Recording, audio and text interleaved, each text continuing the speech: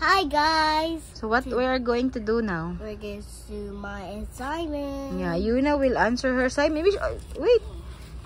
Let's show them your assignment. Yuna's assignment. This one. It's gonna be so easy. Yeah, you'll answer. Billy. Oh, I'm not done yet. Oh, showing them. Oh, this is Yuna's assignment.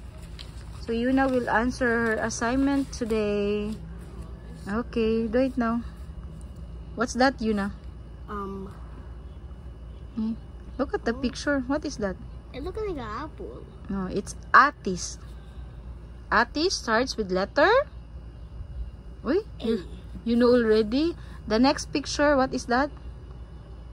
You tell me before you answer. Wait. What's the first? What's the? Ah, you're not listening. You say the picture first, and then you say what's the beginning letter. Okay, what's that? M. What's that? M. I said you not the letter. You tell me the picture first, and then you tell me if it's M or A. And A. Yeah, so easy. The next one. A. Say ak. Axe. Axe, not ak. you say first ak. Yeah, so easy. Easy peasy. And then the next assignment. Next assignment is you answer less than, greater than, or equal, right?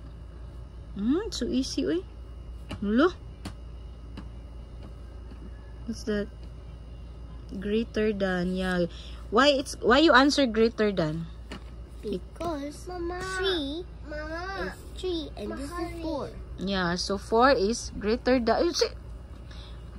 So 4 is greater than 3. Very good. Okay, next. Okay, next Yuna. Wait, sa Rox, Ate is answering. Why you answer equal? Because this and this. Ah, okay. Next. Why you answer greater than again? Why you answer greater than?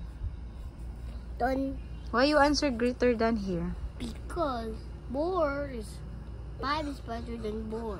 Ah, okay, very and then good. 2 is 2. Okay, that's it, guys.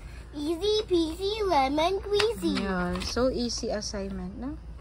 Wait, you forgot to write your name? Okay, you say bye first and then you write your name. Okay, bye. Flying kiss. Mwah.